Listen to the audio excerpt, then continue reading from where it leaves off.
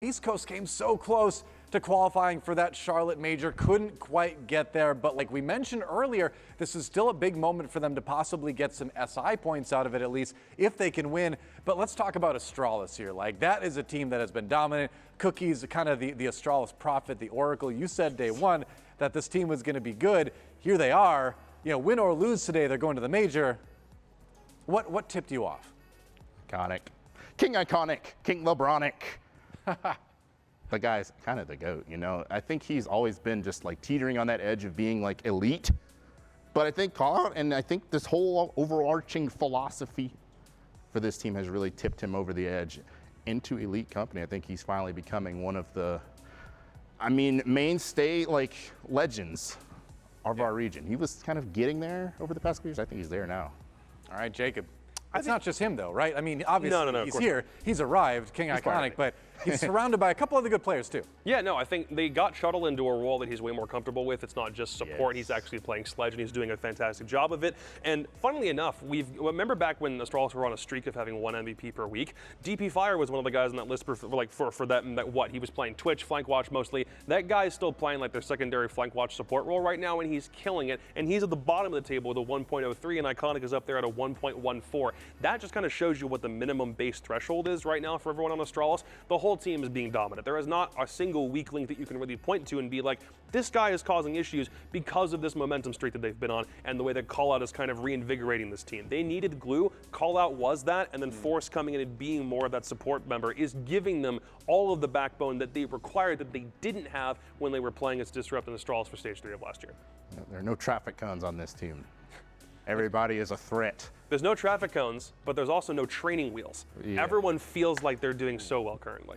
So that leads us into strategy. I want to dive into that a little bit. Astralis, obviously, they're clicking heads, right? They have no problem doing that. But what is it about the way they move around the map that's getting them those round wins? It almost seems like it's perfectly pre-baked, right? But it's not like, you know, we like to criticize Dark Zero maybe for being so stringent that, you know, teams can abuse it. But Astralis, it's like, they're really decisive, and the reason I opened with Iconic is a lot of that's Iconic is fearless. The guy will just run at you, smack you in the face, smack your mama, and then run out, win the round. I mean, it's, yeah, you know, the guy's elite, and I think that's a huge part of it.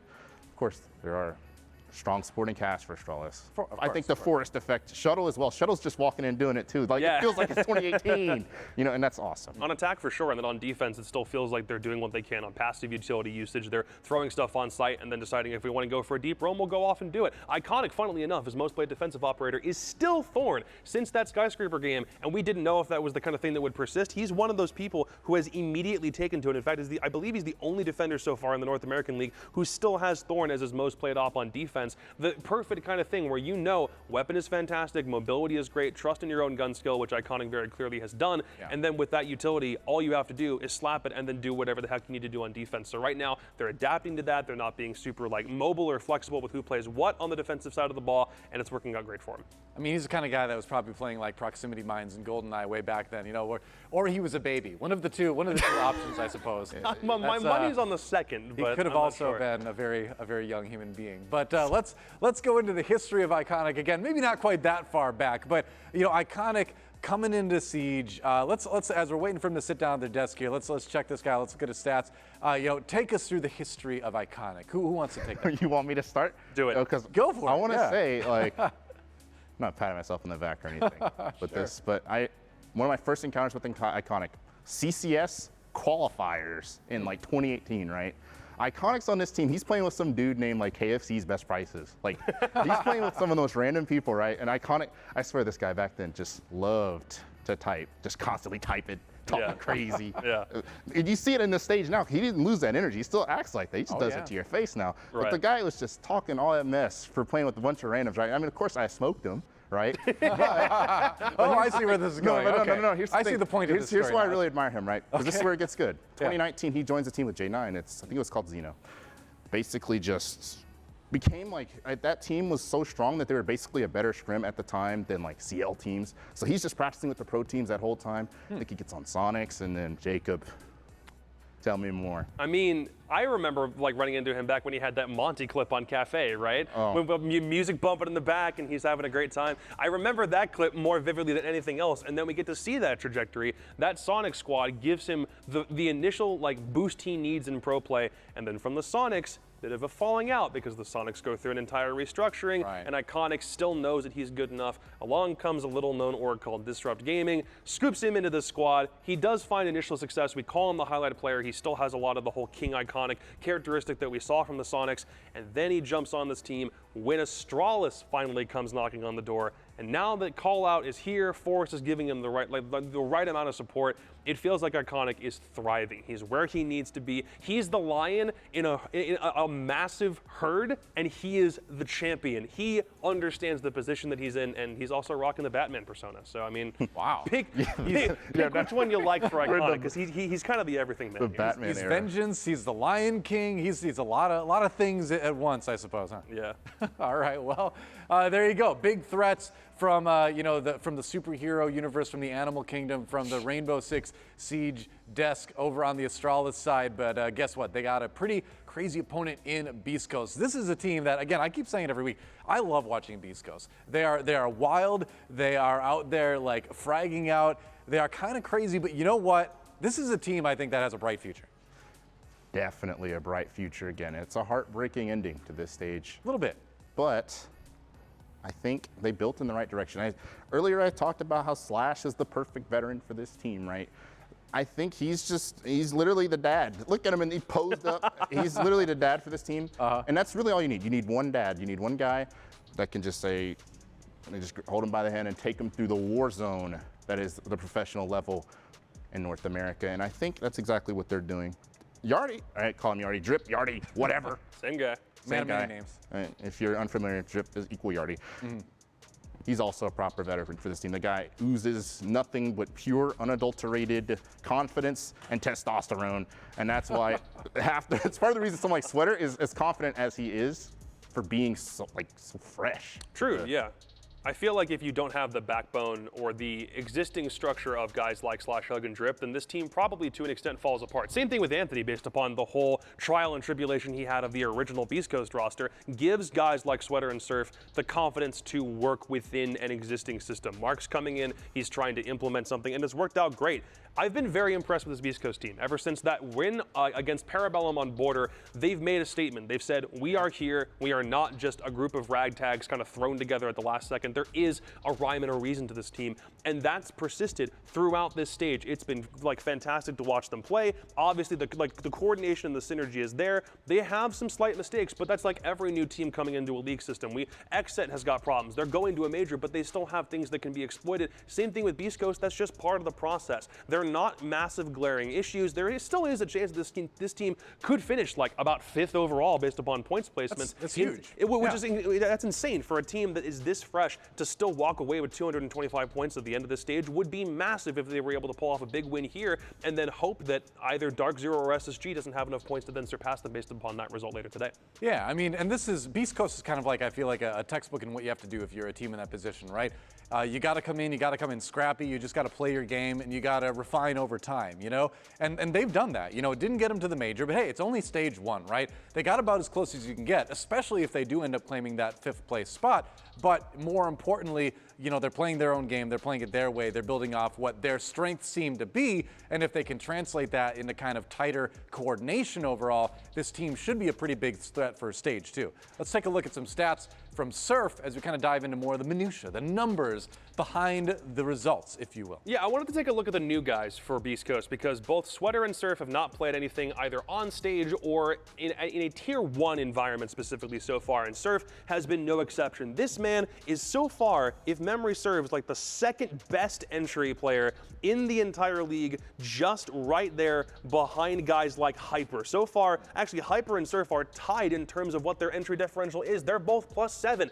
his KD speaks for itself. I feel like if the team around him was able to maybe protect him more based upon how aggressive he wants to be, maybe his deaths are less based upon team play, but it looks like his entry stats have been phenomenal for somebody in a brand new position that has not been at this stage before, who had concerns back when he used to play for like what, Panic Gaming and Honor and CL. No one thought he would have a call up this soon. People said he didn't deserve it, and so far it absolutely proves that he is making the most of this opportunity.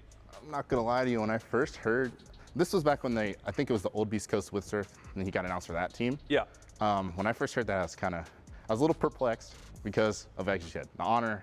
He didn't look too hot on Honor. That team maybe wasn't his best environment. And I guess that's where it's like environment plays a factor just a little bit. The guy goes from being whatever on Honor to this. Yeah, it's solid stuff. But we also got to call out the big comfy sweater of Beastcoast. It's a player who calls himself Sweater. There you go. But he's not comfy for his opponents, is he? Nope, he hasn't been. I think he's been fantastic on defense, especially when he's prioritizing those entry engagements. He's decided to take it upon himself to be the front runner. Whenever someone's trying to get into a building, he will read whatever that entry is, understand the avenue they're trying to take toward the site, and try to counter it as best he can. Even if it means he's throwing his body at the problem, he's still, I think to an extent, realizing the potential that he saw back when he was banned from over a year ago, when everyone thought he was going to be the next big thing in pro play. We looked at him on Rent Free and the rosters he played on back when he was eligible to compete in Challenger League, and we knew this guy was going to be great. And so far, it seems like he's also doing what Surf is doing and living up to the opportunity, but he had potential in his back pocket. We didn't know what that year off was going to do to him, and right now it feels like because of the environment he's in, like you mentioned, they're all together in the same spot. There's no opportunity to like mistakenly slack off in some way. All of them are working together fantastically, and it feels as though Sweater is the guy who is like, he's realizing what everyone knew about him before the stage even started. Yeah. You know what? Guess what time it is? It's not prediction Game time. It's time. You're right. But it is also time to find out what map this match will be played on. The bands are in. We're about to check out how it all broke down. All right, well, what I want to see here is Astralis not go to a map that they've played so far through this stage. I want them to showcase as little as they possibly can so that when they go to the major, teams don't have anything to really prep against them for. Seems logical. They've not played Bank, Clubhouse, or Cafe, so I would like to see some of those come in the fray, but they obviously, so far, they have 100% ban rate on Clubhouse. They don't really like Bank all that much, so it comes down to do they want to change up that kind of strategy heading into this game. And the same thing theoretically could be said for Beastcoast, though it does kind of seem as though their bans are standard. They've permabanned Chalet, they've permabanned Cafe, so the same kind of attitude will persist. Banning Skyscraper I think is good. I think that's a map you want to save for a rainy day for the major for Astralis, so don't give them anything there. Clubhouse banned away by Beastcoast. Both teams actually have 100% ban rate on it, so it was kind of a matter of time between which one of them was going to go to it here. True. So we've got Oregon out of the pool, which means we're down to just 2, so there still is the possibility that Beastcoast actually can force Astralis onto a map that they have played before, because it's only Theme Park and Villa still left on the table. So no matter what, Astralis is either going to their best map, which is Villa, or Theme Park, which they've played one time, and they've won once so far through the stage. They've only banned it once. Theme Park. And Beastcoast will opt to take them to Theme. This is cool, because Astralis played it once and won it once. Beastcoast have yet to play it so far this stage. Now, I'd love to get your take on the map as well, Cookies, but the players are ready to go. So that means we got to get into predictions. I'm ready right to go now. too. Right. That's right. We're going to talk about that later. But you know what? Let's find out what our casters have to say. First, we got Blue and Stokes over at the desk, getting ready. What do you think? Beastcoast, Astralis, this is one that could get a little bit crazy, couldn't it? Yeah, I think that this is going to be a possibly very close match. I mean, obviously we've seen kind of the dominance coming out from Astralis throughout this stage, so I feel like they've got the slight edge in this matchup, and ultimately my prediction is going to lean towards them. But like many of our matches, I think this one is still going to be very, very close, and there's absolutely a possibility for Beastcoast to sneak this one out, especially considering the circumstances of Astralis already qualifying too. So this match has kind of mixed meaning for them right now. Yeah, absolutely. I'm going to have to agree with him. I think Astralis is well within the right to take this match as well. I've been excited for Beastcoast most of this stage, but I just don't feel like they're going to edge him out. All right, so 2 for Astralis. Going with the numbers, going with the stats. I mean, it's logical, but how logical are the two of you feeling today? You know, we'll send it over to you first, Cookies. What do you think? You have that look about you. You know what isn't logical is that I'm inheriting Jesse's very mid percentage. Okay. Dude, you get to throw his prediction percentage again. I forgot this was a thing. You don't need to, though. You don't have the need to. choice. You can put it in the gutter and try to make sure that he loses to the coin if you really wanted to be that way. This is like we're like Oh, I Cookie's would relish conscience that. now. Like I'm like the good side. It's like don't throw his prediction, do your best. And Jacob's like, No. no, do it. I'm the devil on your shoulder. What's it gonna be? What's it gonna be, Cookies? Please.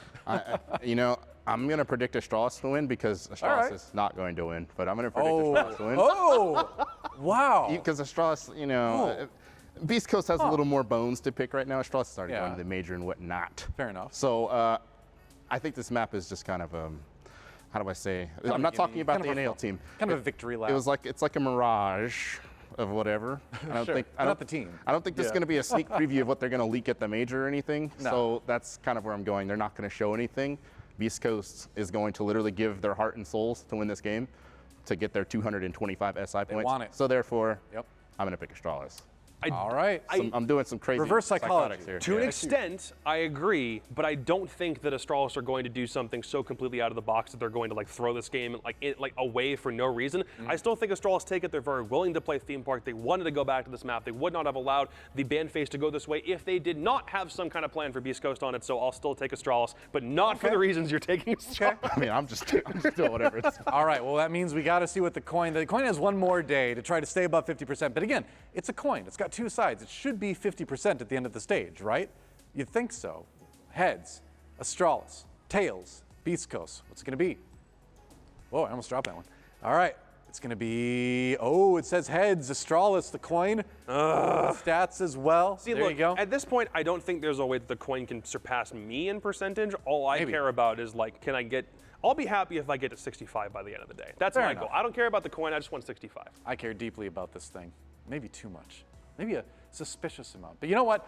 Let's not think about that. Let's think about the community poll that you have to think about as we get ready to go into this match. The question is, who has more entertaining reactions, no. iconic or drip? This is a tough one, actually. Oh, no. This is a tough one. So think about that a little bit while we go to a quick break, and then we will come back and kick things off with our very first match of the day. It's going to be Astralis versus Beastcoast. Beastcoast trying to get that 5th place, trying to get that little SI points boost, and Astralis trying to prove going into the major that they are the best team in NA. Let's see who does it. When we come back here at R6 NAL, don't go anywhere. 어지러워 I see 한여름에도 난 겨울 Yeah, 너와 있을 때 I swear 제가 먼저 zero 폭설한 기출돼 꿈에도 I wasn't done 나만 빼고 넌 모두에게 참 친절해 배신감이 들어 단판이 돼도 머릿속을 흔드니 ibuprofen 그만해 it's time to stop 승부욕을 자극하는 style Yeah 알면서도 마음이 자꾸 내게 가 안만 빠져버릴까 If you want me back I'll tell you I'm sorry If you want me back I'll tell you stop trying Yeah, yeah, you got me Let it go 얼어붙어 like whoa 띵하고 어지러워 I see 한여름에도 넌 겨울 Yeah, girl, you're cold-blooded Yeah, girl, you're cold-blooded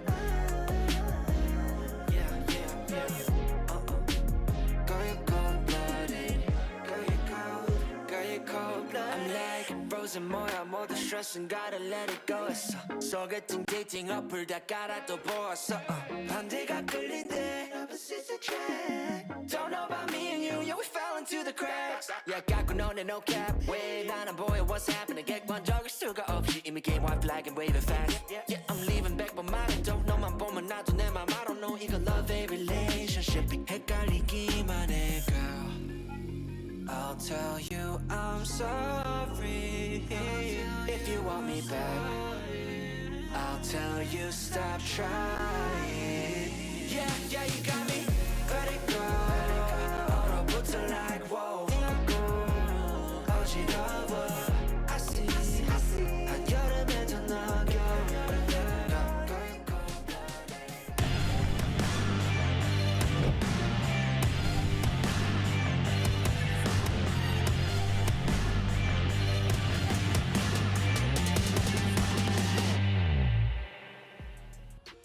And Welcome back, ladies and gentlemen, to the North American League. We are getting ourselves very ready to jump into our first matchup of the day, one that hopefully will end up being a close one. Obviously, there's a few asterisks on this matchup, mainly because of the fact that Astralis has already qualified for the major. They have nothing huge to really gain by winning this one, except for just running the scrim through against Beastcoast. But for Beastcoast, they are fighting for quite a bit. They are still fighting to maintain their 5th place position, which will mean 225 SI points going into their bank for the year. And that is certainly a big deal, as it matches with our top 4 also going to be getting, with the big caveat being that, of course, Beastcoast still won't be able to make it to the major, sadly. Yeah, absolutely. But, I mean, you have to be happy for Astralis, especially with how hard they've worked for this stage. But for Beastcoast, it was just that little dip there right at the end. They had so much fuel, John, and they just puttered out up against Mirage. It was very unfortunate to watch, but they have to be happy at least with the results that they've had this stage, because they've done a pretty bang-up job. I don't know if you've gotten the chance to look over some of their stats, but I've been really, really impressed with their duo of Surf and Sweater this stage, especially. They actually combined for 35 entry kills, the most in the entire league this stage so far. Seems like a really solid foundation, I think, has been built up here in Stage 1 for Beastcoast, and now it's going to be interesting to see, considering they'll have about a month or so off, how exactly they're going to try and build upon that and get themselves ready for Stage 2, as they will have quite a bit of time between this match and their next match coming up at the beginning of Stage 2. So very excited to see what they can develop in between now and then, but they've got to still focus up for this match today. And there's a lot of firepower on the Astralis side standing in their way, mainly in the form of Iconic, who has really come back into his own form. We talked a lot about him even in the last season of the NAL back in 2021, of course. For part of that, this team was going under the name Disrupt. Iconic was very much the highlight of this team, and I brought up points multiple times about how, you know, he was almost too much of a highlight and that it was at somewhat of a detraction to the rest of the team, that, okay, you were like almost relying too much on him, and if he didn't make plays, now the team couldn't accomplish anything. But it seems now, and I believe one of the analysts made a really good point about this on the desk too, it seems like they've built a much better overall team around him, and he's able to excel in those individual roles and have the support he truly needs to excel from those positions. Yeah, absolutely. You know, for a long time, there was quite a few people that were calling him LeBronic, right? And the thing about that is, just like LeBron James, you can't just have him try and carry a team. That's how you get stuff like the Miami Heat and stuff like that, or the Cleveland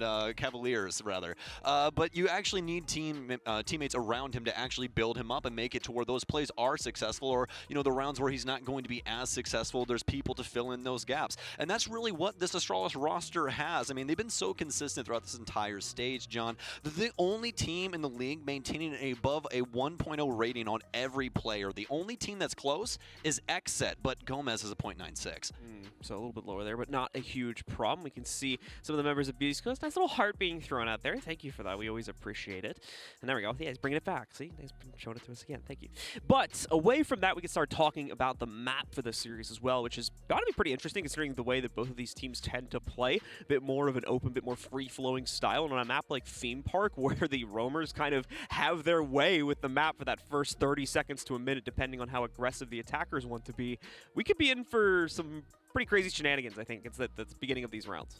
Yeah, absolutely the case. I mean, especially when you're looking across the board for, especially Beastcoast. I mean, Sweater is in the top 5 for defensive players overall with a 1.17. This is where he thrives, playing that Jaeger, trying to get in the opponent's face, and it's worked out really well for him this stage. So it could be something that works up against Astralis initially, but we've seen how this team has been very dominant with a lot of their early aggression. We just talked about how Iconic has been playing lights out, but with this team, you have so many people that could pop off at any moment. It's just a really scary sight when you're that lone soldier up there trying to fight against such a onslaught of team. It's important to note, though, good point brought up by the desk as well. This will be Beastcoast's first time playing into this map since the start of the stage, and obviously since the formation of this new roster. So we're going to get to see another little expansion in their own map. We'll see what they have to offer here. Obviously, could be a bit of a double-edged sword if they're not truly ready to play into it yet, and that Astralis, as we saw from their other performance on Theme Park, they could just crush it right here, right now. But hoping for a bit more than that to come out from Beastcoast. Clearly, they seem ready to play for it.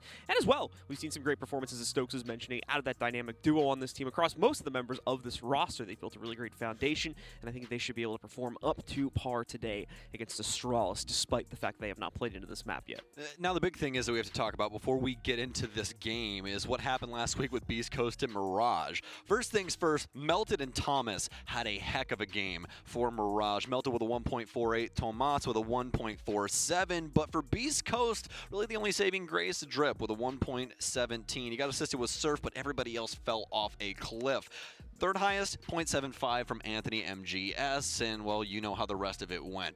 Ended up losing that match on border against Mirage and lost their attempt to get a bid towards Charlotte. Yep, so Mirage obviously playing a bit of an upset there, but a great excel on their own part too, considering the circumstances that befell that team a week ago, losing one of their mainstay roster members, or at least having that player go on hiatus. Still waiting for updates to see what exactly is going to happen with that as well. But yeah, you know, having to kind of, as far as we can tell, at least suddenly fill in with your coach as well. Not the greatest of circumstances, but hey, Mirage made it work, and that was, you know, a really fun treat to be able to cast that match last week. Absolutely, and the cool part is that Christian Guerra is going for jobs too, John. He's trying to, you know, grab paychecks here. He wasn't even the lowest rated player on the team. That was actually Benji with a 0.75, but they all had their hand in that victory. There was quite a few people there trying to, you know, support these Mirage members. Marmalade had a heck of a game as well. I believe she had a clutch inside of that game. She did indeed. She had a 1v2, 1vx, so sure. yeah. I think it was a 1v2, and that's not the only one we've seen from her too. I know we're kind of like drifting a little off topic here, but just to finish the point, I think we've, you know, throughout the stage, she's been in multiple clutch scenarios, and she's performed very well inside of most of them, and I think might even have a winning record when it comes to 1vx's, like more than 50%. So curious to see if someone can check in on that. But bringing it back to this game in Beastcoast versus Astralis, Beastcoast is still looking to find improvements. Now, it should be said as well that was played, I believe, on Clubhouse, that matchup, which is a little bit of a harsh counter, in my opinion, to the type of playstyle we tend to see out of Beastcoast. So I think that things are going to be pretty much immediately better now that we are heading to a theme park, but they've got a lot more room to roam around. They've got a lot more room to kind of spread their wings a bit, maybe even make mistakes and things like that as well. So I feel like this is going to be a much more competitive matchup than the Clubhouse game we had the other day. All right, well, checking through these really quick. I was trying to get those stats up for you here on Marmalade. I just wanted to check in on this and see exactly what was going on. I almost have them here, but we changed things up recently on our site, so you can actually switch them back and forth per side and stuff like that, which is really, really cool. But when you're trying to split them up and see exactly what people got overall, she actually has 1-1VX, so it's just the one last week. Okay. Yes, but she is tied for second most plants in the league with, I believe, 2 other people. She's at 11 currently. One of them is Drip, I know that for a fact, but past that, don't know too much. But either way, we have delayed long enough, folks. Enough about the stats. We actually have a game to play here, if you didn't know. It's not all played on a spreadsheet here in Rainbow Six. We actually have to get into the server and play out a game, and that's what we're going to start now. Astralis against Beastcoast here on Theme Park, and we've already gotten rid of Thatcher. All right, so we did get a call for possible rehost there, so we'll update you guys if that ends up happening. But it looks like that may not need to happen either way. Thatcher's the first operator off the board, and we're more likely going to finish these bans regardless as we follow it through. Zero is the follow-up to that one. That's an interesting pick, but makes perfect sense considering the increased pick rate we've been seeing from Zero, not only throughout this stage, but looking back to like stages 2 and 3 of last year as well. Started to see him in more and more maps, and unfortunately, for Zero's sake, Theme Park is one of those, so he is going to be high on the list to be knocked out here. Mirror will follow that one up, making perfect sense for normal reasons. Super interesting stat about Zero in the current moment is that his ban rate is actually higher than his pick rate. 7.5% ban rate, 6.8%, excuse me, 7.5% ban rate, 6.8% pick rate. So pretty interesting stuff there, but the maps that he's good on, he's actually great on. That's the big thing. You get so much info as well as having that secondary hard breach and access to 2 really strong guns. He's always a good choice, but it looks like we're going through with the lineups initially here. I'm still waiting to see if we're going to have a potential rehost initially, but we'll have to see. So hopefully so, but either way, we're going to have Astralis starting things off on defense, and they're heading towards lab and storage. All right, so we'll make sure that everything is good to rock and roll. I believe that is the case. Someone said, never mind, he lied. So I think that means we're cleared in the chat. So. Awesome. All right, so back into it here. We'll pay attention to our repicks as well and see what exactly is going to happen. We've already got some interesting stuff brewing in the repick department, but we'll wait till that gets locked in to talk more about it.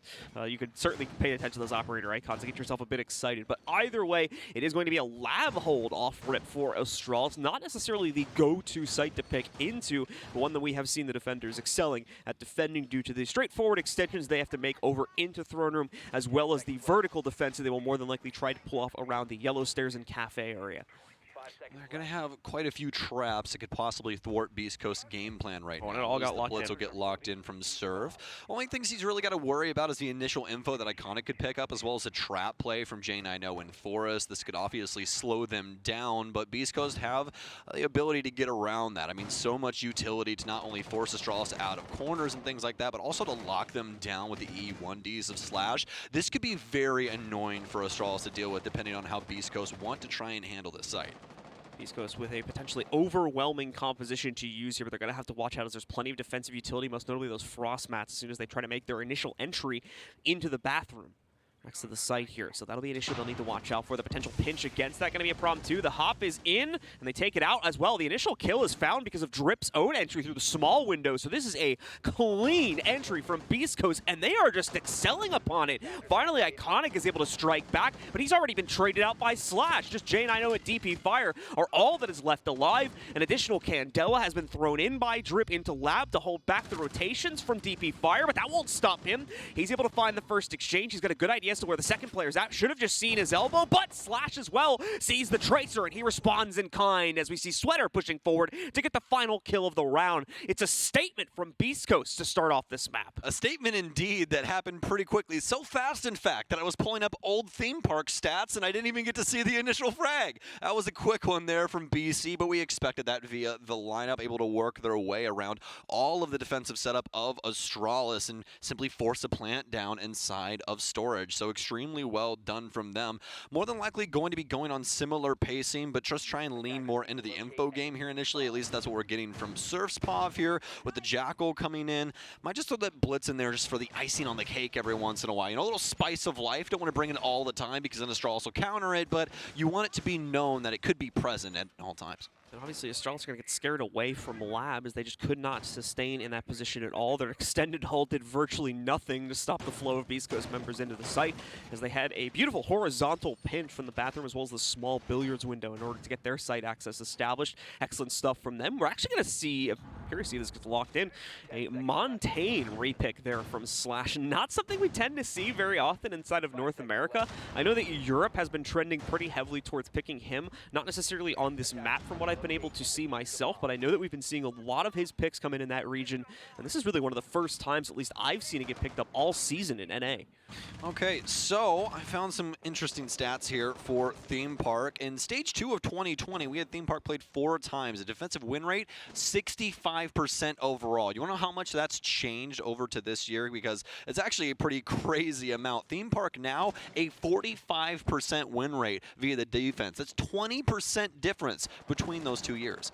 Some crazy change-ups there. A lot of changes happening to the game, of course, between now and then. Just general meta changes that have trended kind of towards the attackers, as well as, you know, repick being added, which in my opinion has bolstered the attackers. Don't forget about the LMG meta as yep, well. LMG we always meta. got to mention that one. Kind of just patch that into the first point there, just without going too specific on the details. But anyway, taking a look at some of the starting action for round number 2 here. DP Fire has the extended hold with a deployable shield to support him. Nicely done here from Slash, and well, a nice juke with the shield to make sure that he's able to turn it in time to block off access. Sweater is unfortunately going to eat an impact nade right to his face. That's near max damage you can do with a single impact. So yes, Slash has gotten himself in. He has some map control to work towards, and he's rapidly gaining intel alongside that drone that's also pushing forward, but he needs his teammates to also move in here and accomplish that initial kill before we can start to see this team go anywhere. Now, unfortunately, they're really struggling to do that. You can see Sweater's health pool has bled down just about 20 or so HP.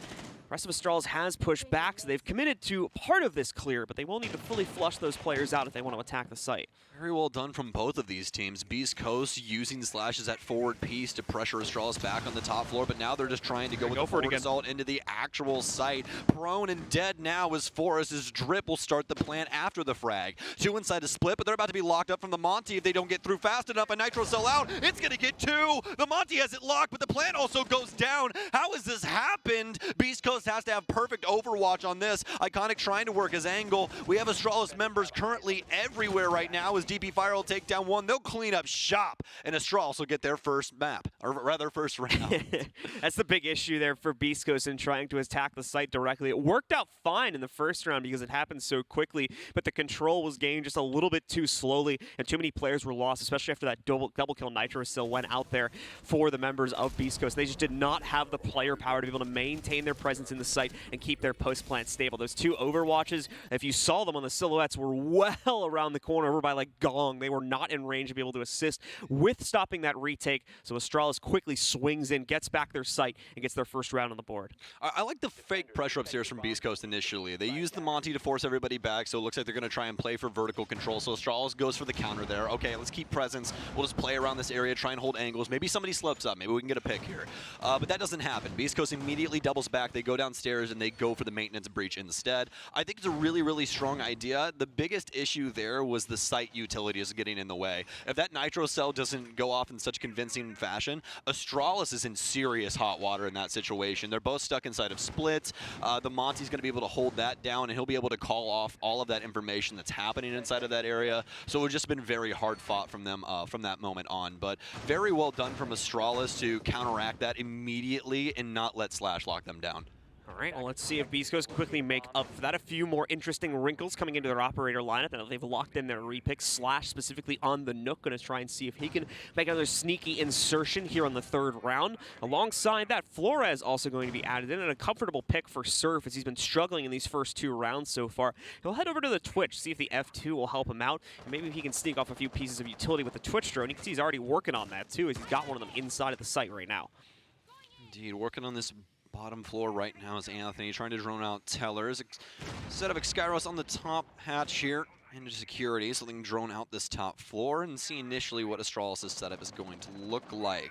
This is more split towards the initiation part of things, not nearly as many holes going in towards cache, but at a second look, we're actually going to see some lower angles on that wall, just trying to counteract anybody from pushing into that area. And speaking of pushing, we already have some Beast Coast members on this top floor. Sweater on more of a forward position, though, so he'll be playing inside of the security area. Drone in front of him, should get some info here on one of the members playing in towards his right. It'll be a hot ping for him, but nothing to initially help him out. Some stuns in now, but Beast Coast are not feeling too confident in their current setup. And actually, it's going to be a beautiful swing from Slash, but the bullets go wide. J9 is dead on, though, as he'll take Slash out of play. J9 able to level out his head right there. Beautifully done, and a great recovery in what was going to be a bit of a rough battle for him had it not gone that way.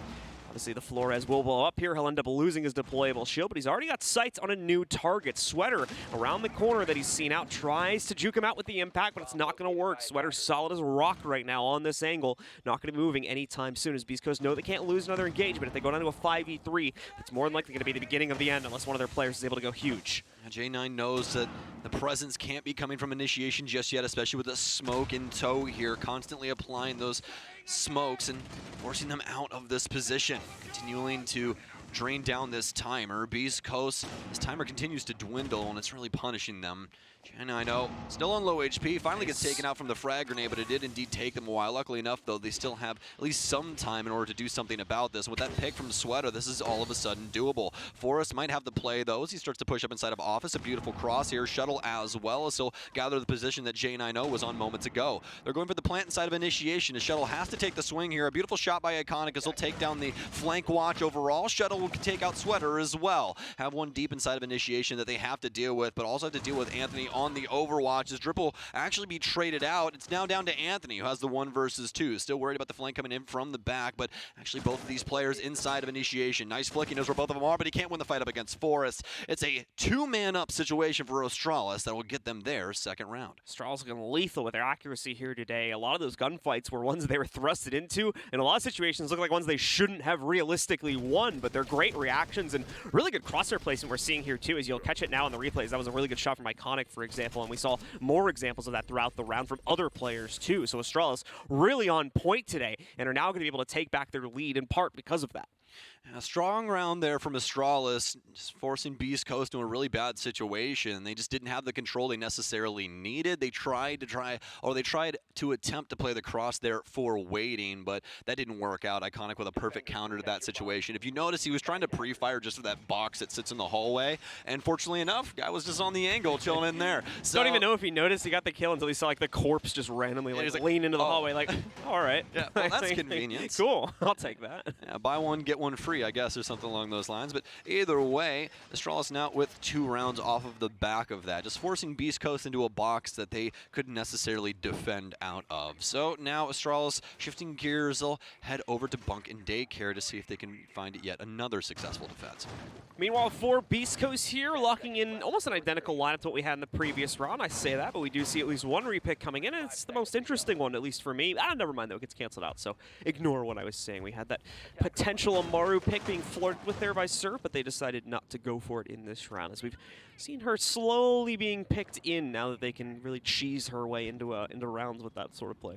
If that was going to be the case, I would immediately have assumed that we were going to see them just flood right into Bunk and try and get a plant down there, because after what we saw with Beastcoast on Bank, I wouldn't put anything past them. And speaking of Beastcoast, they're going to start droning out the northwest side. It'll be storage clear here to see if anybody's playing down low, possibly a Pulse or anything along those lines that could nitro cell them if they want to try and attempt to go for Cafeteria. But you can see Astralis is set up around this area that will be guarded by DP Fire and that EBR that has taken out so many people on the offensive side of the coin this stage. Slash has made the entry from down below and is working his way over towards taking Yellow Stairs positioning. Pretty much has already accomplished that too, as you can see. Just probably going to hold there to see if anyone from Astralis makes the mistake of rotating down directly into his crosshair, but more than likely Astralis is aware of Slash having taken this control, so things will go into a lull point, it looks like, for just a few seconds here as Beastcoast try to figure out what the next step is going to be. Most obvious follow-up is going to be to try to pinch out Arcade through Cafe with Slash's lower position on top of their strength currently built up outside of Cafe, but we'll see if they end up following through with that over the next few moments. Sweater, similarly, as you can see, trying to get in position with the rest of his teammates now so they can really, truly commit to this. Beastcoast continually eyeing down Cafeteria. Removed quite a bit of the utility in this area. Slash is trying to get up one of these main stairs. He already blew up the barb on Arcade's side and had a drone around Yellow, but now DP Fire has the opportunity to get in this gunfight with Sledge. Traded equally almost back and forth on this damage. It's back and forth here. Sweater will be able to nade out Iconic. DP Fire is going to go fishing. Did he see the shift towards the actual fridge? He did indeed. He'll take him down. Switches gears. Oh, so very close there. Flirting with death as Anthony is holding the arcade window. But Astralis once again doing a bang-up job of working this clock, John. They've taken out Drip. Beastcoast, they have to do something here. He can't see him around the scope of the 1.5. He's simply hiding behind it. Slash hasn't been able to work a staircase. Beastcoast, they've been boxed out of the sight. Slash going to see if he can get a nade in the right position here. Pretty sure it got 8 up. Yep, right there. You can see it by an ADS. However, so unfortunate for him. But at the same time, they're going to be able to swing all the way up top, it looks like. I don't even know if they noticed they got on the staircase because he just made that round pretty quickly. But regardless, things continuing to look good here for Astralis as they maintain a 4v2 advantage in this round. And for Beastcoast, they're not really in the building anymore. Sweater and Slash really have no positioning to work with. Good drones there, obviously, and a very convenient spot for Sweater to be able to notice that. But now he's got to get in a position where he can still execute onto this player. No Adrenal Surges left, so no additional heals remaining here for Sweater either. Tries to go for that pre-fire onto the Aruni, but missed the opportunity. DP Fire is still staying nice and safe, tucked away. Shuttle has already picked up the other member of the squad on the other side of the map, trying to move in for a pinch. And we'll see that follow-up kill happen to secure another one for Astralis as they're now comfortably in the lead with a 3-1 scoreline. It's going to be a tech timeout here from Beastcoast to talk about this offensive side and see what's going wrong. It's really been all Astralis all the time. We've seen some signs of life from Beastcoast, but a lot of the counterplay coming out from Astralis here, and Beastcoast not really having any surefire way to get around it. We'll just put it that way, because, I mean, it seemed like in that round they were simply just resting to see if they would potentially give them up or give up Cafeteria, and that never came from Astralis. They played around the arcade area and top yellow that entire time. We never saw Beastcoast shift to the opposite side of the map and try something new. It was very sluggish from them that round, and I definitely think that this is a perfect time for them to try and get some words in. Yeah, whether it's trying to slow it down and figure out these more aggressive positions from Astralis earlier on, or just coming up with more precise strategies to eliminate those players. There needs to be an improvement in the early round for Beastcoast, because while things look great on the first round with this very decisive play, problem is Astralis have put up so many roadblocks since then that Beastcoast really can't even get anything started, it seems like. So they have flatlined ever since that first round. We are now back in game, so let's go ahead and take a peek at what Astralis is going to field for this upcoming round, and if they'll be able to carry forward with this streak, or or if Beastcoast is now going to finally respond after their pause. We'll have to see, but for Beastcoast, I think it really comes down to just trying to play more around their post plants. Drip has 3 plants, but they only have a singular round right now, John. And that's also just for, conversation's sake. Drip, as I mentioned earlier, is tied for the second most plants in the league with Forest and Marmalade at 11. So this might just be, one of those ailments that happens to teams sometimes where they're really, really focused on getting that objective down, but sometimes the objective isn't the best play in a certain sense. It can get you locked into something that you weren't necessarily ready for initially, and that's what's happened here. Astralis, time and time again, has been able to thwart Beast Coast's efforts in holding that bomb down, and it's just been extremely, extremely difficult for them. DP Fire continuing to hold out here for any sort of spawn peaks he might be able to work towards. Missed the opportunity, though, unfortunately. Anthony, as well as the other member of Beast Coast that is up here, have already passed by, so opportunity lost there. Not too big of a deal for Astralis, so they've had no problem controlling things inside the building as well as out, so not going to stress losing that potential kill there. For Beast Coast, though, it does look like a much slower, more measured entry coming in for them, just looking for that initial zone of control, that staging ground, if you will, they can take for themselves, and they have already found it, but they're going to need to break this little bunker that's been built up inside of Throne Room to continue pushing forward. That'll be a priority for them. It does, of course, still leave this upstairs area unclear, which means DP Fire will have some pretty nasty flanks he can pull if we do not see that happen at some later point. Quite commonplace to have somebody downstairs inside of the Throne Room, but also quite commonplace to have people roaming around upstairs. This is something that Beast Coast has to peer in and attempt to try and figure out. Is Astralis' defensive matrix too complex at the current moment? Surf is going to need some assistance around this area. I don't think that Anthony will necessarily be able to enact anything upon DP Fire from his location, so Surf on this lone wolf maneuver here could be in trouble.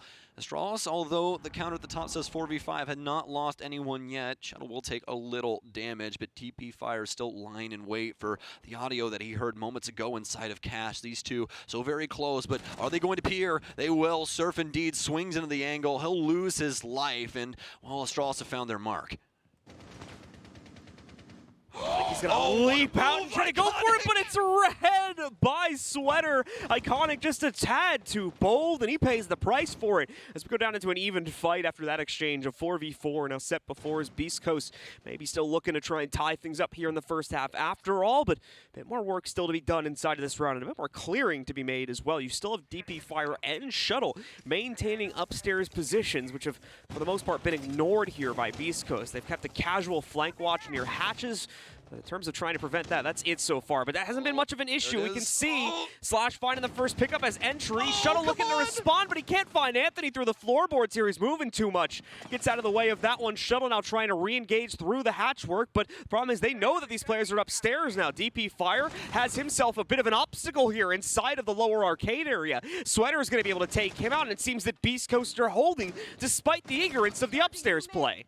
Plan will go off successfully, and now Beast Coast have assumed hold of the actual site. It's all down to J9 now with very minimal HP, but Sweater will take him down. The LMG ripping and tearing its way through this Astralis defense. It looked like they had a pretty good opportunity initially with their setup upstairs, but not making good on that promise made it to where it was just a bad apple overall. Also, Sweater just being literally everywhere he needed to be at once there. Picks up 4 kills over the course of that round, so beautiful stuff from him, and stopping what would have been the problem areas for most of the members of Beast Coast there, and all those rotates coming down from the upstairs setup that you had just mentioned. He takes care of literally every player that tries to work their way down. So beautiful stuff and great play to save Beast Coast's position in that round.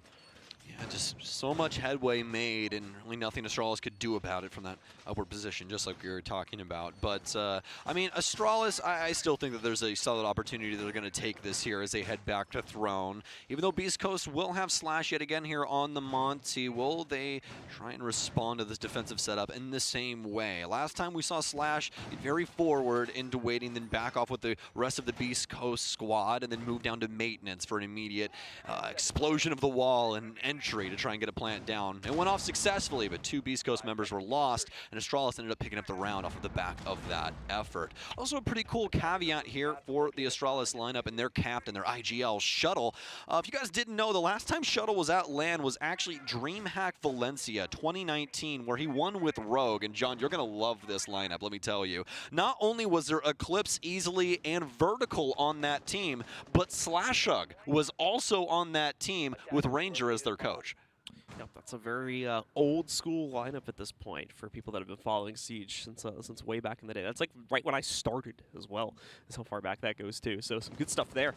Beastcoast, though, building up a very good foundation as Slash tries to look to newer harbors here for his own future, as obviously he's joined up with a very young roster. And like I said, they've made a good foundation for themselves. These last few rounds, the more unique setups and strategies we're getting out of their attack really pushes that point further again, that this is a great base for this team that's been built up in Stage 1. And then I think they're really going to be a force to be reckoned with as we get towards the later parts of the year, possibly even for international competition if they're able to keep it consistent. That's always been the big test, though, for teams like this, is trying to replicate that performance from stage to stage with such a big break. Sweater here trying to start the round off with a well-placed nade. It looked like it was going to the right spot. Unfortunately, the members of Astralis did catch it, so they're going to be able to back up and avoid the large majority of that damage. Slash will end up walking onto a goo mine here, so good read from Astralis to bring that to be able to get in the way of Slash, but still, not too much of a problem considering he doesn't have enemies around him, so we can just stop, pick that up, and proceed as usual. Yeah, Legion, one of the most annoying ops when it comes to shield play. But you can also say that about Melusi as well. She's a little bit easier to deal with just because it's AoE based. The ability to actually get a needle inside of a shielder as Legion is always a great exchange you could possibly have. You can always pressure them and force them to try and get to that animation while that damage ticks down. They also can't sprint and things like that, and every single time Slash is going to have to pull it out. So now down to 1 minute and 10 seconds here as Slash is trying to find an entry point. Doesn't necessarily know where these Astralis members are at the current moment, although Beastcoast does have quite a few tools still to gather information inside of the site. Astralis still have the top hold as well, so they could start to pressure some of these angles that Beastcoast have set up around this space. Iconic will hold things down inside of Armory for a time. J9 will finally lose his life upstairs. The Sweater continues to try and hunt down the lone member of Astralis. Slash going to be able to follow through as he actually picks up a kill on the Montane, believe it or not, while trying to entry in. He's going to run into some problems now, however. Another Gumon is impacted against him, and he's stuck in the middle of the site. Going to try to deploy that, get himself out of a bad position so that he can reignite in a few moments. DP Fire also above the fray right now, but he's completely missed the player holding lower. Dragon Drip is well on his way to a plant. Shuttle's been boxed out, and that just leaves DP Fire, who just missed a great opportunity to pick up a kill on flank. Slash is down, possibly bleeding out from that Gumon if he was never able to take it out, but either way, not a big deal at this point considering it's even beyond him. Still a 3v1, and DP Fire, as you guys can see, has pretty much non-existent access to this site here. He's just hoping for a good angle as he peeks back in from yellow side. I do believe as well that Anthony just heard him drop down. He certainly heard him now that he's shot, so the intel's gone out. They're going to be setting up to stop, and more than likely, this should be a pretty straightforward closeout here to give Beastcoast yet another round and tie us up at 3-3 for halftime. Yeah, I feel like that's more or less what the round was supposed to look like the last time with the Monty play. Beastcoast with initially a great job, or rather Astralis initially with a great job of holding back Beastcoast on the top floor. Got some pretty strong frags, but then Beastcoast able to play it back into their own favor, especially with Slash. I wish we got to see how that Monty exchange went down. I don't know if he just got a lucky hip fire kill there or necessarily what happened, but that was the big play there to open up the site and actually make it to where Beastcoast could work their way in and get that plant down successfully. So we're finally through Beastcoast's offensive half, and wouldn't you know it, Drip had 5 plants out of 6 potential on that side. That's a pretty interesting stat line, to say the least. Definitely Beastcoast making some serious impact in their map clearance capabilities, and really, like, again, just to push the point forward, there was like multiple rounds where they kind of broke the rules of Siege a little bit here, didn't clear out those extended games to any extent, and just brute forced the site. And as you mentioned, in a large majority of those cases, despite the factor of having constant flanks bearing down on them, still was able to get a plan off. So really solid kind of team push I'm using this word a lot.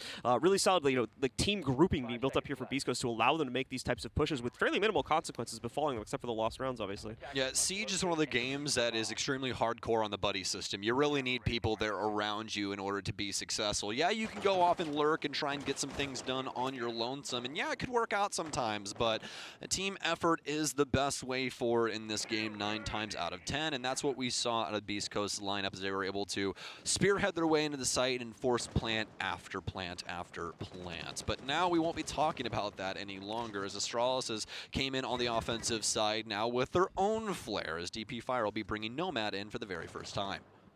Slow start for both teams here in the first round of the second half. No, okay, never mind. I'll just shut up. J9 gets the opening kill on Slash. Why do you speak words? Why do you do that? Looks like Slash just like peeked out a little too much into that window there and got his head popped off. So It happens to the best of us. Unfortunate. It's very unfortunate for Slash, especially since he is the Vigil. There's really nothing else he's going to do for the team here. But luckily enough for Beastcoast, the IGL will now have Overwatch on everything that's happening across the map. So could have some solid calls coming out here soon. And Sweater with a potential kill.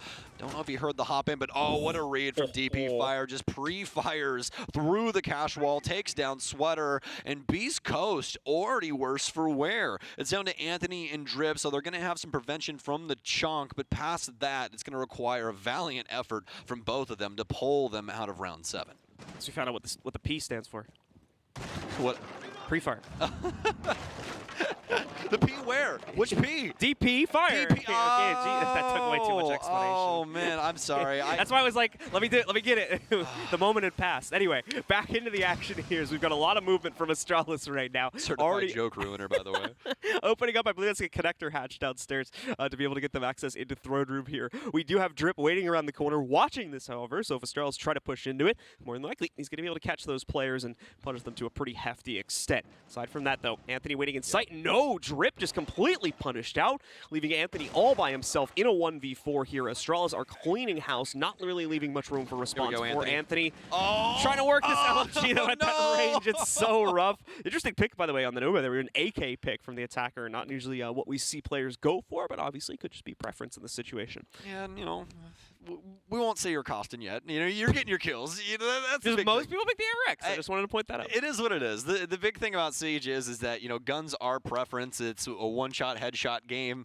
The AK has more rounds, and that's beautiful because then you can, you know, spray down walls upstairs and you don't have 5 bullets remaining if somebody tries to fight you. But the ARX, I think I did pretty well with it in that show match a few years ago. yeah. That was, wow, you're calling back all the way to Raleigh. Yeah, that was my main weapon. Whew, that was forever and a day ago. That was super fun though. To this day, I still remember the warm up from that game because that's when we scrimmed. It was if any of you guys at home remember, it was the Raleigh Major Show match where it was Team Intero versus Team Kickstar, and we all got drafted on stage and everything. It was a really fun event. Always one of my favorite Siege memories for sure. For sure. Yeah, always a good one. But past that though, I always remember the Tachanka play that happened on that game where it was all hype and I literally botched the kill so bad. I think I killed the old owner of Norarengo, if I remember correctly. So either way.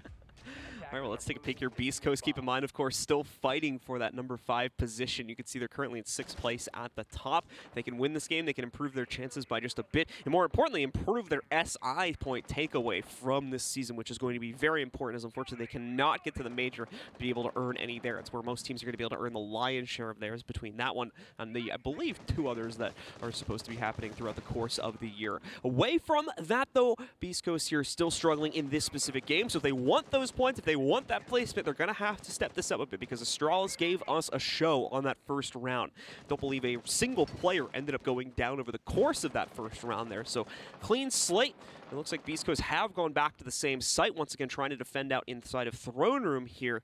We'll see, as there has not been much change. Or actually, there has been a big amount of changes inside of the operator lineup specifically. Positionally, though, we're still seeing a lot of the same thing. Just some of this initial posturing upstairs to try and waste the time of Astralis. But again, unfortunately, Astralis is just so good in most aspects of the game right now. Intel here specifically, they're going to be able to hunt down these extended players without too much of an issue. Surf going to become the first victim. This is exactly what they were talking about on the analyst desk. Iconic, he's inevitable. He's going to find a gap, and he's going to try and cut off a rotation. It works out masterfully for them here. Surf to fall, and it's been a rough game from Surf the entirety of this theme park thus far, which is a far cry from what we've seen from him this stage. He's actually currently tied as the best entry player at +7 with Hyper, so that is slowly dwindling here and could be an unfortunate end to a pretty fantastic stage 1 for him. Sweater doing fantastically, though. We mentioned the one round, I believe, for him where they were able to establish Overwatch and close out a large majority of the rounds here, for a large majority of the kills in one round for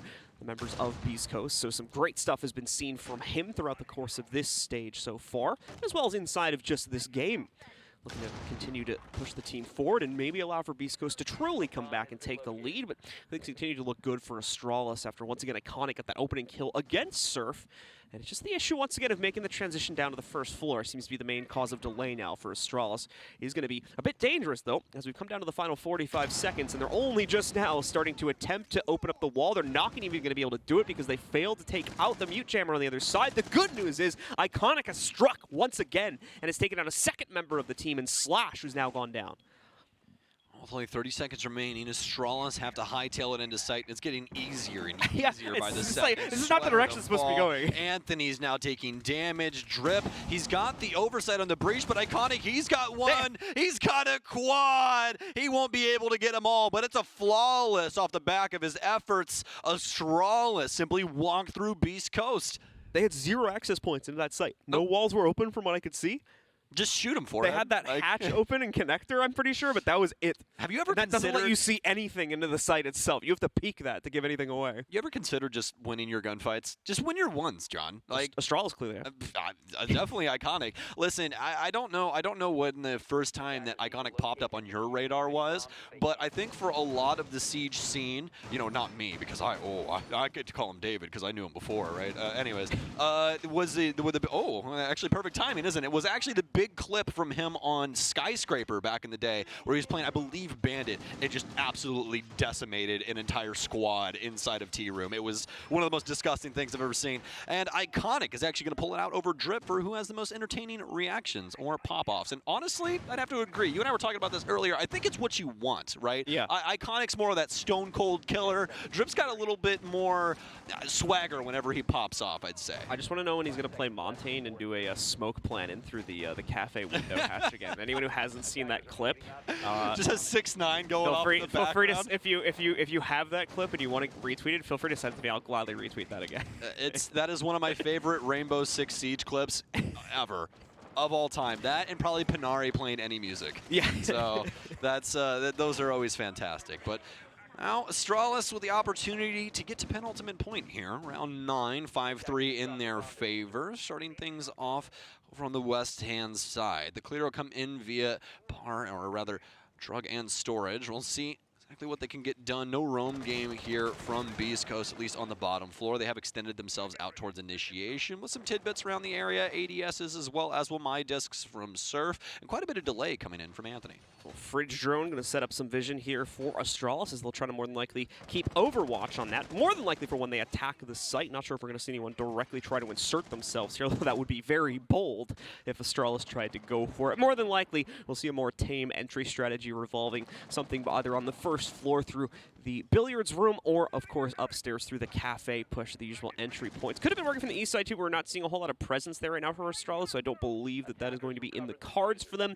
Beast Coast seem to disagree as they've got quite a bit of presence built up to stop that here from initiation as well as office side. They're primarily focused on stopping that, but obviously we've got a good force built up on the other side, too. They just don't want to get too aggressive with it, probably for good reason, as the gunfights just haven't really been playing out too well for Beast Coast here, so they're going to play this a bit conservatively. That does, however, allow this to happen. Astralis is going to waltz right into both cafe as well as arcade, take it for free, and they've moved in on the back stairway too, but Anthony has fended off the first player. Shuttle finally picks up a response, but even he's having trouble staying alive right now, as that's the only kill that Astralis has found, and Beast Coast have been able to trade out 2 for it, eliminating both Iconic and Forest. Shuttle also taking some damage from his teammate there, but they still have to try and fight back Beast Coast. Drip forward on his position right now. He could be the straw that breaks the camel's back in this situation. As long as he's able to play inside of this area, could thwart all of this. It's a cross angle here, but he sees it over the top. Drip no, with it that out table! instead. Shuttle gets gunned. Drip now prone on the floor, has 2 around him. Knows one's inside of Cafe, but DP Fire has to do something about this. He swings into it. Drip not paying attention. J9O went out the other. Almost gets Sweater as he's actually swinging in through Office. It'll be DP Fire now here deep inside of Bunk to try and win this out. Drone down here in the plant just so he has some info from his dead teammates. They're going to try and swing here, but nothing to come of it just yet. Still so much time to try and play back and forth with this case. Some movement out of Surf. He'll move forward. DP fire, he doesn't stick it. He listens to the audio yet again. They faked him out. Head goes back with the angle. He'll take it out on Sweater. Now it's down into the 1 versus 1, but no time. Surf takes the gunfight, and he'll win it. Beast Coast, stay alive. Beast Coast, a huge clutch round coming out for them, and a very close one at that. Astralis fighting their own hearts out to make sure that stayed under their control for as long as possible, but they could not maintain. Too many players being lost on the initial entry. Too bold of a play to take that much control that early on without forcing those players back first. So they pay the price for it. In their lead diminishing, only slightly though, still holding it by 1 round at this point. And now Beast Coast will make the return over to Initiation and Office for the next hold, which means we're going to have a very similar lineup from them, just kind of mirroring things a little bit from what they were in the last round, basically. It's like, oh, you planted over there the last time? Well, you're just going to be planting a room over now. Yep. That's really it. So it does play a little bit differently just because of the main hallway up here. You got a lot of Overwatch on Office if you so choose, and a lot of different ways you can break up these walls. But we've been seeing this time and time again this entire stage, and I'm sure you guys have seen, especially like Cache and things along those lines, exploded all the time, just so you have quite a bit of vision in there. But alongside that, just as John was saying, we're going to have a very similar setup just because it works really well into this position. Astralis is going to try and bombard a lot of these, hotly contested spots. So having Jaeger and Wamai along for the ride is always going to be good, and keeping Anthony for not only the destruction but also the deny is going to be a very strong boon. So now for Astralis, they're out and about, and not only that, but they're bringing a pretty interesting face to the table. Iconic will have Osa for this one. Seeing what else Osa may be able to contribute here to the Astralis lineup, giving them that greater capability, especially for this hallway here that Sweater is currently holding to push down that without too much of an issue. A few other kind of touchy areas on this site are certainly going to be useful from having that extra deployable shield on the attacker's side, of course, to utilize that Iconic will be bringing to bear inside of this round. Astralis going up to the break room, repels once again 2 players inserting themselves onto it. In fact, this time to try and watch out for it. Sweater is going to be pre-opening that barricade. There are pre-damaging it, I guess would be more appropriate. Nearly gets caught by the opening of this hatch, but the good news is it doesn't seem that Sledge being played by Shuttle is paying much attention or really expecting anyone to be here. The same exact thing happens with the Dragon's Head window, and he's just gonna cheeky. He's just gonna pop that right back in. That's such a cheese. Such a cheese. Might even set it up as a hop as well. That'd just be super toxic, to be honest with you. But either way, Astralis going to send it back and forth across the roof until they finally decide on the west-hand side here. Slash with a nice cross. Not going to pre-fire, though, as it's a beautiful cross there from Forrest. He's going to hightail it through. None of the bullets making contact with any of these Beast Coast members, although the pre-fire was happening. But now, Astralis with a chance. They've worked their way inside of the kitchen area to be able to blow this wall here. And John, this one actually works both ways. It's not only going to blow open that wall, but the one directly to the right of it, and they don't even actually have to apply it to that wall. Look at the size of that hole there, folks. Unfortunately for Anthony, he's going to burn himself out, and I hope that doesn't expand too far for his own sake, but that's going to be one that he definitely doesn't want in the history books. Yeah, thankfully, we're just a few steps forward. Thought for a second he'd completely burned himself out of position. Oh, this is so dirty, too. Just popping up, throwing these away, and then immediately dumping them down. But continuing to see Iconic here. Chucks in a nade. That should finally deal with this position. No longer are they going to have to deal with a pesky bit of those incendiaries, but they'll still have to deal with them overall, as there's plenty in the kit and in the arsenal of Anthony. 9 more, still available to utilize at any point here, as he pretty much has the capability to infinitely hold back this push. You'll note, of course, it's much smaller in terms of the area that it expands towards, and they don't last as long. So he has to keep peeking out to pepper these in. He's thrown one out, but Forrest is still able to go for the plat as he has the support behind the Osa shield. 3 sudden kills rolling in for Astralis here as J9O and Iconic pick them up, leaving just Sweater inside of a 1v4 here. Was looking great for Beastcoast to stem the tide, maybe even push this down to timer, but no longer. Astralis have forced the issue in the dying seconds of the round yet again, and Sweater is now left with a near impossible clutch. He's been completely surrounded, doesn't even know it yet either because he can't get good vision onto any of these 4 remaining players. It's really just a matter of time, and finally J9O will be the one to shut it down. What a round from Astralis. I love the application of Osa. They were able to get everybody upstairs inside of bunk and then try and play off of that control. Use the thermite to make the initial angle after you get the Osa shield set up, play into it from there, and then that secondary shield coming in, John, because if any of you guys saw it at home, Drip was over inside of that security CCTV space. So if they try and go to for the plant without the Osa shield down, Drip just kills the planner, and then more than likely Beast Coast take that round because they have so much utility with the Chonka. They can just continually launch the fire grenades onto the case and make it really, really difficult on Astralis in that moment. But since they have the shield, their drip stands up, and well, there's a bulletproof shield in front of this guy now, and there's nothing they can do about it. They're now stuck in. They have to try and win out these gunfights, but Astralis is already on top of the ball. They had the angles, and they remove every Beast Coast member from play. It was extremely well done, especially for how close quarters it was at the end. Yeah, really great showcase of how the O/slash shields can work and almost allow the attackers to kind of build up their own site setup, like a pseudo-defensive like prep around there. Obviously, they have to do it inside of action phase, but really goes to show you how much that those shields can change the pacing of the game, especially if the defense is either already used or does not have the appropriate amount of utility to knock those shields out, as we saw right there. You had to be pretty sketched for Iconic in that situation as well, because Osa's animation of putting that shield down is quite dangerous. It gets quite skinny when you have it in that animation, so people are able to shoot around it, get some serious damage in on your shoulders, and potentially kill you outright just right there. So to do that in the situation that he did was pretty impressive. Just stick it down right in the middle of sight, and you know, running a high risk up against quite a few Beast Coast members that could have potentially have swung him. But now Sweater with an opportunity here, although Shuttle's not going to give it to him.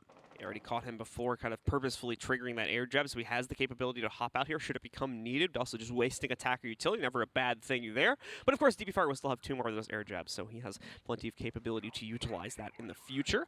Away from that, though, it has caused a bit of a slowdown, mainly for Shuttle as well as Iconic. They're watching out for Sweater specifically here. They know he's right around the corner, but still they peek into the hatch, where Sweater is able to knock out J90 and strike first for Beast Coast, bringing this down to a 5v4.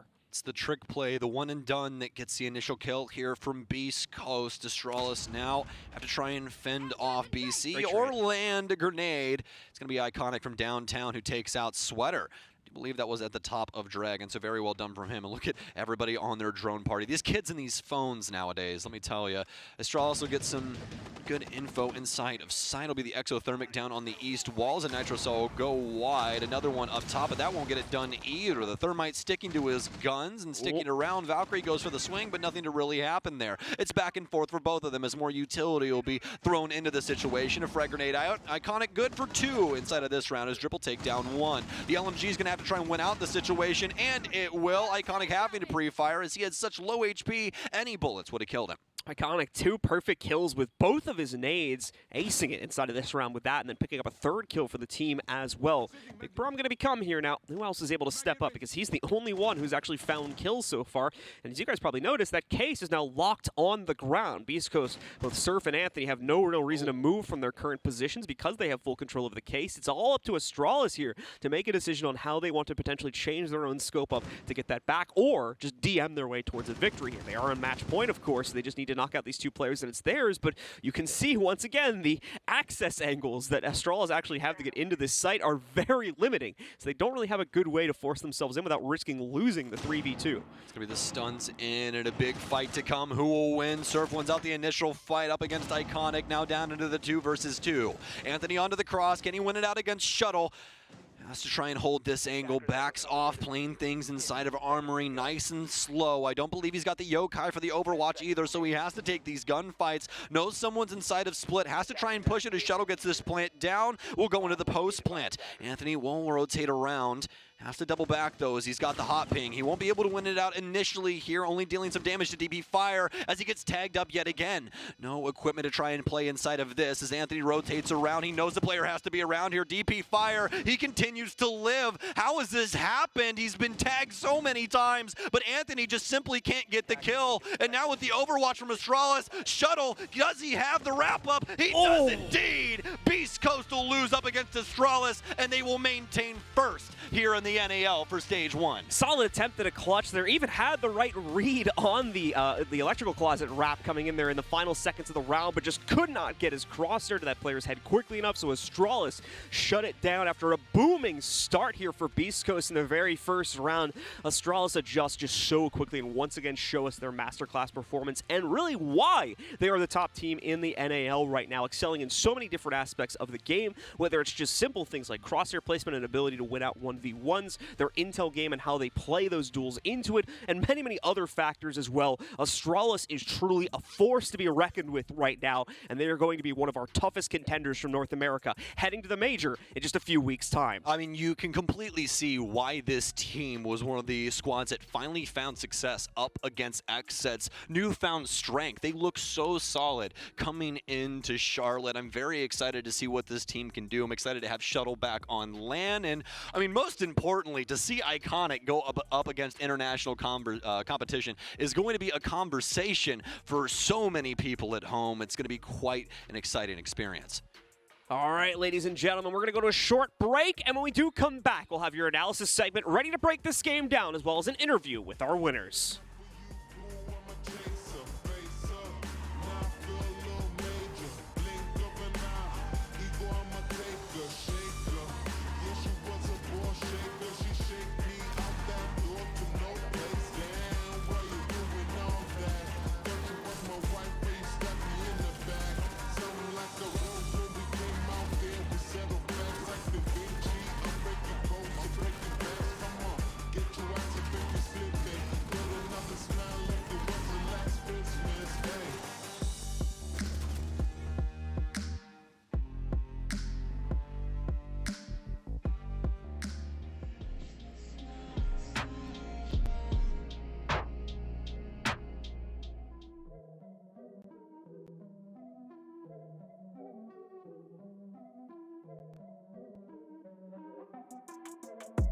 Here we go, at the top of the class on a roll, and it's time to run it up, yeah you know.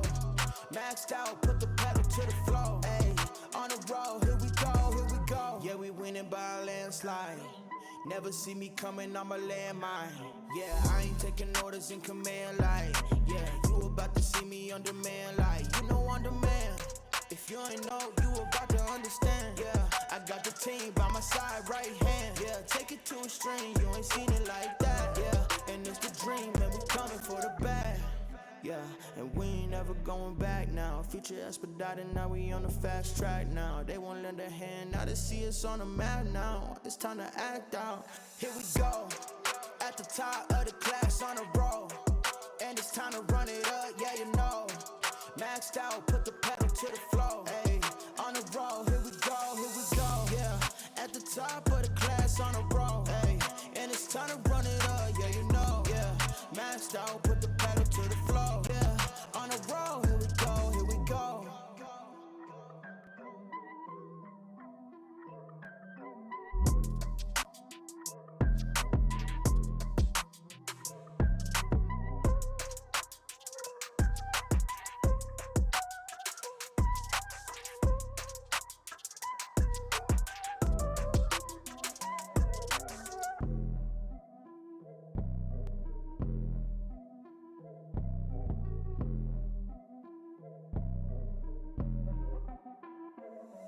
Here we go, at the top of the class on a roll, and it's time to run it up, yeah you know. Maxed out, put the pedal to the floor, ayy.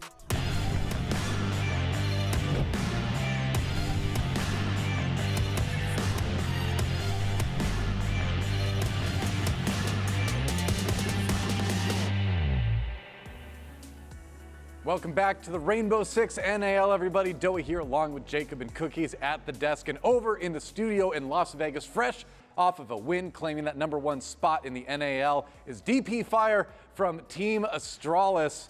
So, DP Fire, first of all, congrats on the win today. Now, it was a little bit tricky for Astralis coming into this one because you want to maintain that #1 spot, but you also don't want to give too much away now that you knew you are already heading to the major. So how do you approach a series like this, right? Where you want to get the win, but you don't want to give away too much? So for today, we weren't really expecting to go theme park, but with the way we did our bans, it kind of like backed them into that corner. And they ended up banning out, I think it was Villa rather than theme. So I would say that like theme is one of our better maps. And from what we played today, it was pretty much like the same that we played against Parabellum, you know? Like, right. We just played our same base, like Beastcoast, you know, they're going to be doing some crazy stuff here and there. So we just figured if we keep the base and just like, you know, keep our head on a swivel for the rat plays and stuff, like we would handle them. Okay, cool. Jacob. Oh, for me, you want me to go first? Oh, all right. Well, there you go. No, we can do that. So, DP, give me a little bit of like how you think this stage overall went. Obviously, we're talking about major qualifications. So for you, fantastic, locked in the #1 spot. But if you had to summarize the way that you think this team has operated from the beginning of the stage kind of up until now, give me like the report card, so to speak, from your point of view about how effective you think this team is right now. I think that literally a report card, like we're probably like at a B plus right now. Like Really? every game this stage besides Oxygen, like we played super well, but as you can see from like that Beastcoast game, we're still like a little susceptible to like those crazy plays, and that costed us like 2 of our defense rounds. So you know, we're really just trying to like lock in, put in a ton of practice, and you know, it definitely paid off this stage. From our last stage, we placed 7th. And I actually have a little bit of a funny question for you.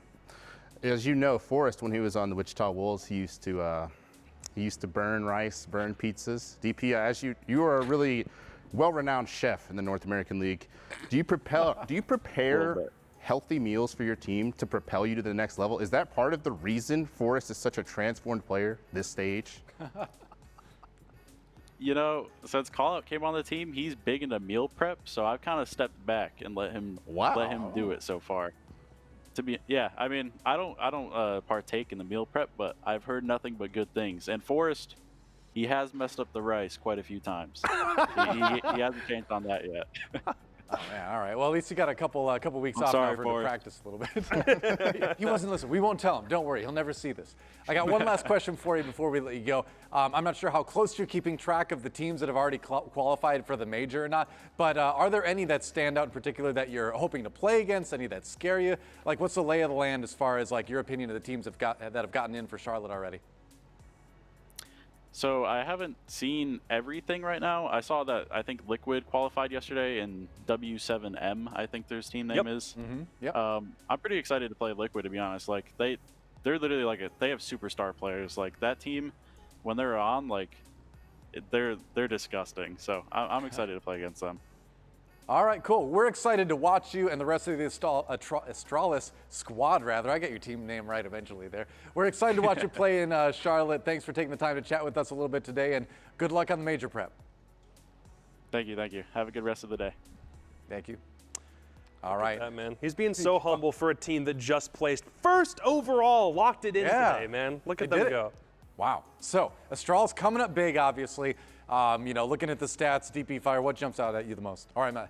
We just talked to DP Fire. Cookies. What jumps out? Yeah, I mean, DP Fire did 12 of 5. Iconic King LeBronic, in full effect as usual. Actually, J9 had a lot of entry engagements go his favor, but you know what really on the side of Beastcoast kind of upset me greatly. We had Surf up on the graphic. We said he was the top entry player in the league, all that good stuff. Yeah. He did donut on the entry. No, he was like I wouldn't 0-6 on the attack. Okay.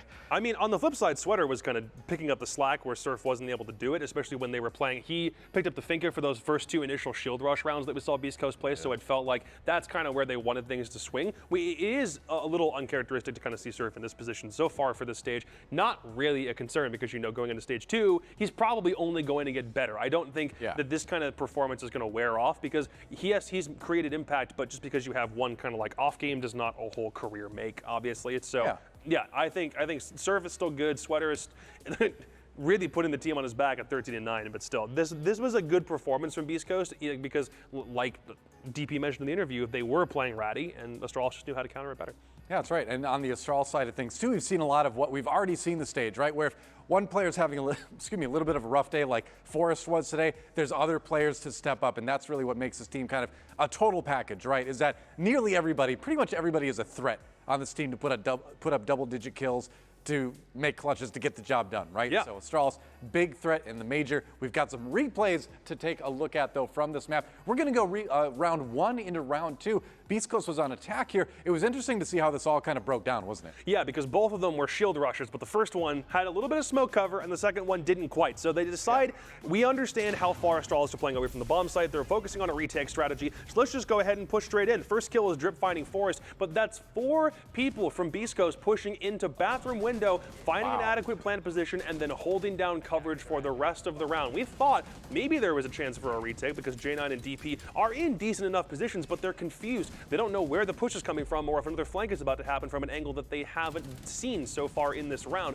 So they give it a decent try. They know that there are people, like for Beastcoast now, they can play in those hardcore rat corners where they know no one's actually going to go looking for them. The same thing kind of happened here, but it was the opposite result. And I guess to segue both rounds, this is just the effect of repick in full display here. Yeah. All of this were repicked operators based on what they saw on how Astralis was roaming, how they're doing. So look at the shield on your left. Slash pushed right up to the doorway to block Iconic for throwing at C4. Iconic, you know, he's got the incredible arm strength. He throws it over the Montaigne, and as we talked about, everyone Astralis is a threat to just destroy your existence and blow your wig back, especially in a retake scenario. And I mean, the funny thing is, I want to kind of highlight how Beastcoast, in those first 2 rounds especially, that was probably the most extensive use of repick they've just demonstrated all stages. As a team, for sure. Yeah. For sure, and it's like, I don't know why it took this long. And I don't know why maybe they felt like, because after those first 2 rounds, they kind of slowed down on tempo. They weren't as aggressive and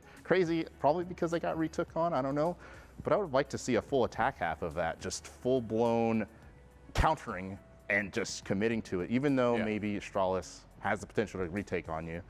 Yeah, fair enough. I'd like to see them continue the tempo. Yeah, brings us to the end of it, right? Where that is the last time we're going to see Beastcoast in stage 1. Last time we'll see both teams. Of course, Astralis is going to be in the major, but I want to talk about Beastcoast just a little bit as we wrap things up. So, Jacob, give me your Beastcoast report card for this stage. I mean, positives, negatives. Give me a quick summary.